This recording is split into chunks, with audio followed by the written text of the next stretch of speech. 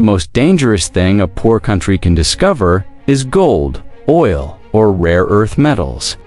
From the Congo to Iraq, from Afghanistan to Bolivia, history shows a brutal pattern. When riches are found beneath the soil, soldiers soon follow, not to protect, but to extract.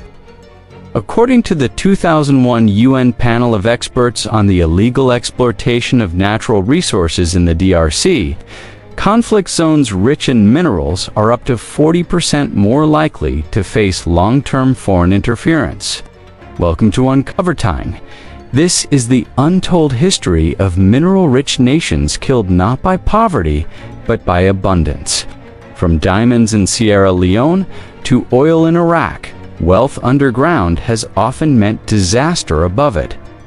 The World Bank once called mineral wealth a paradox for poor nations. But what if it's not a paradox at all? What if it's a pattern?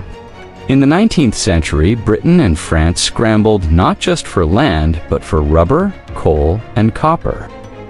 When Belgian King Leopold took the Congo, it wasn't to civilize it, was to strip it bare. Between 1885 and 1908, Leopold's private colony extracted vast mineral wealth while over 10 million Congolese died. Colonialism always followed mineral veins, not moral missions. In Iraq, oil was the crown jewel. Long before Saddam Hussein, British forces invaded in 1914, not to liberate, but to secure oil near Basra. After World War I, Iraq was handed over to British control as a mandate, but the pipelines told the real story. Oil flowed west, power stayed foreign. Modern history is not just written in ink, it's written in lithium, uranium, cobalt, and gold. A study by Harvard in 2020 found that countries with rare earth minerals are up to 60% more likely to experience foreign interference, military aid, or coup attempts within 5 years of discovery. The resource curse isn't superstition, it's strategy. In Sierra Leone, diamonds fueled a war that left over 50,000 people dead and 2 million displaced between 1991 and 2002. Rebel groups like the Rough traded diamonds for weapons, while civilians were terrorized, amputated, and forced into mines. The World War Sierra Leone's pain is jewelry. Angola's civil war lasted 27 years, largely funded by oil and diamonds. Kunita rebels controlled diamond fields and used profits to fight the government. Meanwhile, foreign oil companies continued pumping crude from offshore platforms, making Angola rich, but never free. In the Democratic Republic of Congo, the Earth holds over 60% of the world's cobalt, critical for smartphones and electric cars. Yet miners earn less than $2 per day, and thousands of children dig with bare hands in collapsing tunnels. Tech wealth rests on Congo's broken back. France's nuclear power runs on uranium from Niger, but Nigerians remain some of the world's poorest people. The French company Arriva extracted billions while local schools lacked books, and cancer spread near radioactive waste sites. In 2023, a coup finally demanded change. The Central African Republic is rich in diamonds, gold, and timber, but plagued by endless war. Foreign mercenaries, often funded by resource deals, now guard the mines. In 2020, Russia's Wagner Group secured contracts to protect mineral zones, offering security in exchange for silence. Libya once held the largest proven oil reserves in Africa, but after Gaddafi's fall in 2011, foreign powers scrambled for control. NATO bombed, militias clashed, and rival governments rose. Today, oil still flows, but through warlords, not democracy.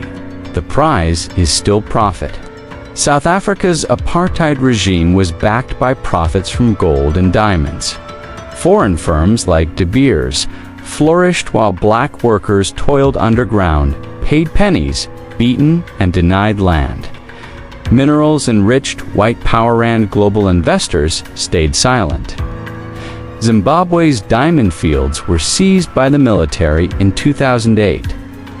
Over 200 civilians were killed in Operation Hakajakwe, where soldiers fired from helicopters to clear villagers from the Marange fields. Millions in diamonds vanished into elite hands. Justice still hasn't arrived. Chad and Equatorial Guinea are oil-rich but people-poor. In both countries, ruling families siphoned billions while hospitals lacked basic medicine. US and Chinese oil giants signed contracts. The result: modern castles for elites, mud huts for workers. Sudan's gold boom didn't bring peace, it brought war. In Darfur, Janjaweed militias backed by Khartoum took control of mines and slaughtered civilians. By 2023, those same groups formed the RSF now, battling the army in a new civil war funded by gold. Mali is rich in gold, but trapped in endless coups. In 2021, the military seized power again. French forces left, them came the Russian Wagner Group offering stability in exchange for gold mining rights.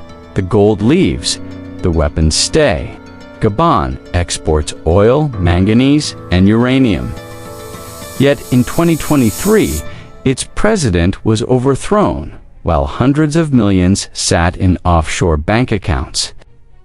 A nation this rich where nearly a third of the people live in poverty proves that minerals without justice only fuel palaces, not people.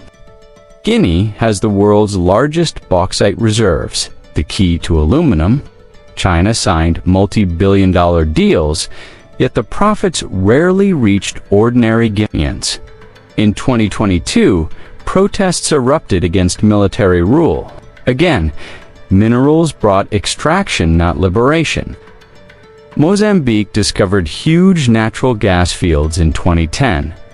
But by 2017, a mysterious insurgency began in the north. Villages were burned, civilians beheaded, and energy companies like Total evacuated. Billions in gas, zero in safety. The African story is not about lack, it's about theft. From diamonds to cobalt, gold to oil, the world profited while the people suffered. Mineral rich, people poor. That's the design. And that's why Africa's wounds are still open. Iraq's oil fields were a battlefield long before Saddam. In 1914, British forces invaded Mesopotamia under the pretense of World War I. But their true goal was to seize oil in Basra. A century later, the US returned in 2003. Different empire, same fuel. Saudi Arabia's rise began in 1933, not with religion, but with oil.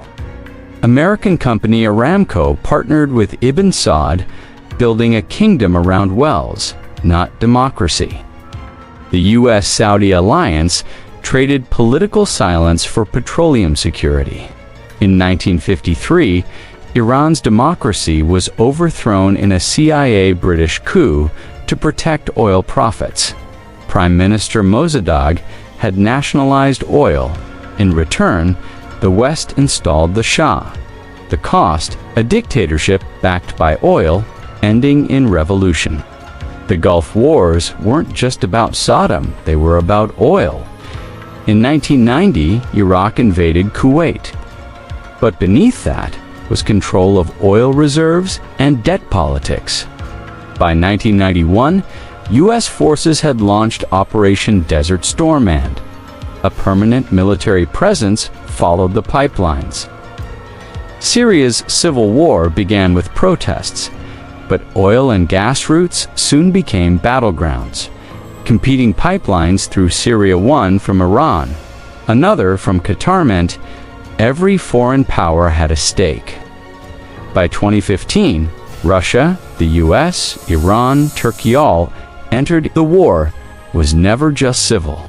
The UAE grew from desert tribes into oil billionaires. But behind the skyline is imported labor, silenced dissent, and surveillance. Oil built towers, but not freedom. A 2019 report found that 90% of UAE's labor force are migrants, many in near-slavery conditions. Israel's natural gas discoveries in the Mediterranean have reshaped geopolitics. The Leviathan field brought wealth, but also tensions with Lebanon, Turkey, and Gaza. In 2020, Israel signed a deal with Greece and Cyprus to export gas to Europe, cutting rivals out. Yemen sits near a strategic oil shipping route, but after 2015, war erupted. Saudi-led airstrikes, backed by U.S. weapons, bombed the poorest country in the region. Pipelines were destroyed, ports were blockaded, civilians starved, while arms deals thrived. Lebanon's economy collapsed under debt and corruption, but offshore gas fields remain untouched. Disputes with Israel over maritime borders delayed drilling. In 2022, a U.S. brokered deal divided the fields, leaving many Lebanese wondering who truly owns their wealth. The Middle East was never just about Islam or ideology. It was about oil, about who controls it, who profits, and who burns. From Iraq to Iran, from Yemen to Syria, the fires were not accidents, they were strategies. Afghanistan is not poor, it's plundered. In 2010, a Pentagon memo called it the Saudi Arabia of lithium, with over $1 trillion in untapped minerals. Yet 2 decades of U.S. war left dust and blood, not prosperity. The wealth remains underground. The people above are still waiting. The Anak copper mine in Logar is one of the richest in Asia. But despite a $3 billion Chinese deal, the project stalled for years due to security, corruption, and archaeology. The mine sits untouched while local villagers suffer water shortages from polluted runoff. The Durand Line, drawn in 1893 by the British, split Pashtun lands in half, cutting Khyber Pakhtunkhwa and Baluchistan from Afghanistan. No Afghan government has ever accepted it. But beneath this border lie rare earths, coal, and uranium, guarded not by people, but politics. Baluchistan holds 36% of Pakistan's gas and massive reserves of gold and copper. Yet it remains the poorest province. At Reko global firms like Barrick and Tethyan made billion-dollar deals, but local Baloch families were displaced, ignored, and silenced. In Waziristan, drone strikes and minerals collided. In 2013, reports surfaced that U.S. surveillance maps overlapped with mineral zones near copper and chromite deposits. Was the war on terror also a war for control of resources? Khyber Pakhtunkhwa sits on vast limestone, marble, and chromite belts, but most mining profits are unrecorded, flowing through smuggling routes and warlord networks. Locals say, "We see the trucks, but not the schools." In Helmand, both opium and minerals flowed.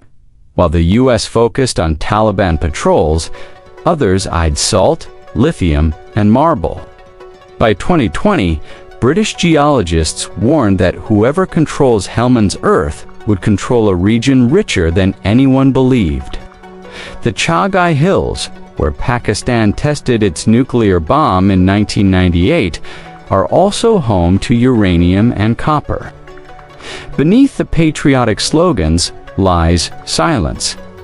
Villagers were never warned about radiation, and their lands remain scarred and mined. In Bajor and Momen tribal zones, emeralds, garnets, and antimony lie in unregulated mines. Tribal disputes, militant control, and Islamabad's neglect have turned these gems into currency for survival and sometimes for war. From Kabul to Gwadar, across the Durand Line, from Balak Sands to Khyber Peaks, the land is rich.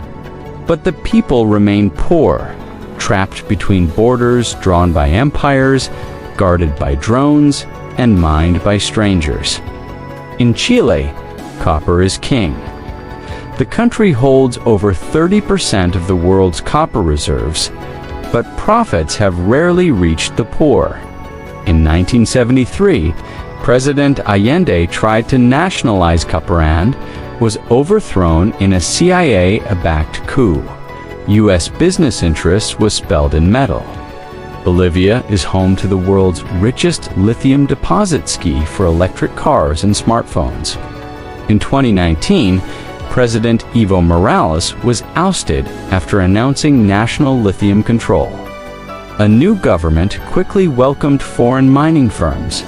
Coincidence or consequence? Peru is rich in gold, silver, and copper, but plagued by toxic mining. Indigenous groups have long resisted illegal extractions. In 2021, over 500 protest actions were recorded. The mines grow, the water runs red. Argentina's Lithium Triangle is now a global prize. Tesla, China, and Germany all want in yet. Local communities face dry wells, cracked soil, and broken promises. The land was never consulted, only the corporations. Venezuela has more oil than Saudi Arabia, but its people starve. Sanctions, corruption, and mismanagement crushed the economy. In the Orinoco Belt, oil rigs pump black gold, but hospitals run out of medicine. Wealth without dignity is just a curse. In Ecuador, oil was discovered under the Amazon in the 1960s. But today, indigenous lands lie poisoned. Chevron Texaco dumped billions of gallons of toxic waste, a disaster locals call the Amazon Chernobyl. The lawsuits continue. So does the drilling. Brazil's Amazon holds gold, bauxite, and iron, but miners bring violence. Illegal garimpeiros flood indigenous Yanomami lands, leaving mercury, murder, and deforestation. In 2023, Brazil's president declared a humanitarian crisis. The forest bleeds minerals. Paraguay is rich in hydroelectric power, not minerals, but its story shows a twist. The dam is one of the biggest in the world, coned with Brazil, yet Paraguay receives less than 10% of the benefits. Colonialism doesn't always need a gun, it can use a contract. Mexico exports silver, oil, and copper, but also risk. Mining corporations hire private militias to guard sites in Guerrero and Oaxaca. Environmentalists who resist often disappear. In 2021, over 30 activists were killed defending land from extraction. In Mongolia's Gobi Desert, Chinese-backed mining projects dig deeper every year, pulling out coal, copper, and gold, while nomadic herders lose their grazing lands and water runs black. A tale repeated from Africa to Asia. In Inner Mongolia, China's thirst for rare earths, vital for smartphones, missiles, and EVs, has poisoned rivers and left ghost towns, making it the world's silent battlefield of invisible wealth. In India's Jharkhand and Orissa states, coal-rich villages are flattened by both government-backed mining firms and Maoist rebels, turning ancient tribal land into battlegrounds for energy giants and insurgency. In Myanmar, the Kachin region's jade mines feed billions into Chinese markets while enslaving workers and fueling civil war, turning sacred mountains into blood-soaked profit zones. In Indonesia's nickel-rich Sulawesi, the future of electric vehicles clashes with the past of native fishing. As Chinese factories rise overnight, coral reefs die silently, and locals are pushed off their coast. When Congo bleeds for cobalt, It's not the villagers who get rich.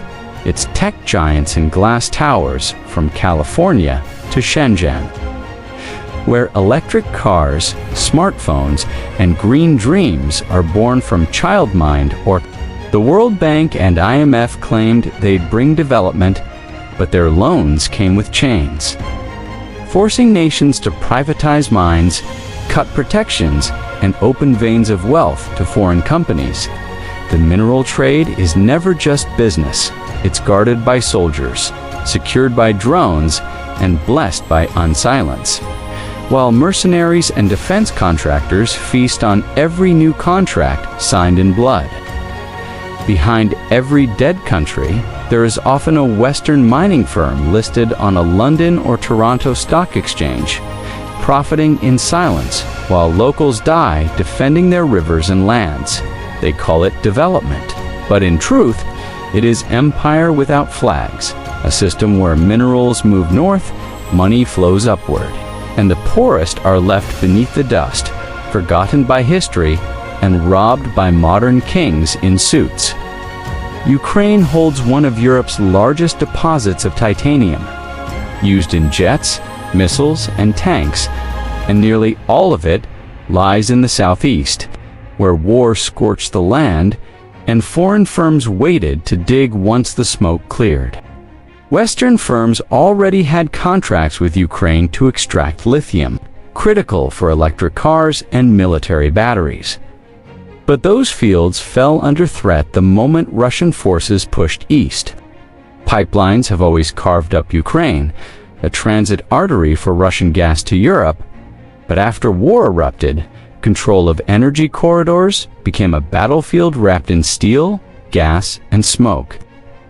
In 2021, Ukraine identified over 100 critical mineral deposits, including graphite and rare earths, sparking global interest, NATO promises, and sudden new military alliances on the eve of war.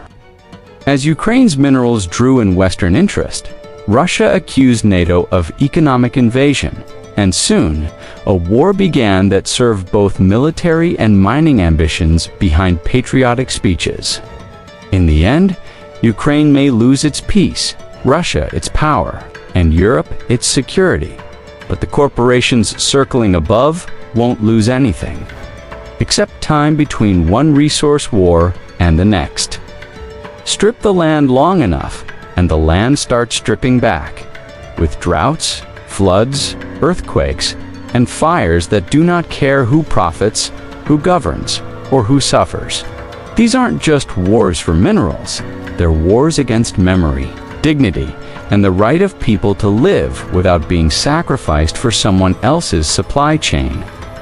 One day, every empire falls, and when it does, the earth will bury their monuments, but not the voices that warned them from beneath the dust and stone. Thank you for joining UncoverTime, where history is not just the past, but the pattern of power we still live inside today. If this story moved you, share it. If it opened your eyes, don't close them again. Every click, every comment, every voice matters.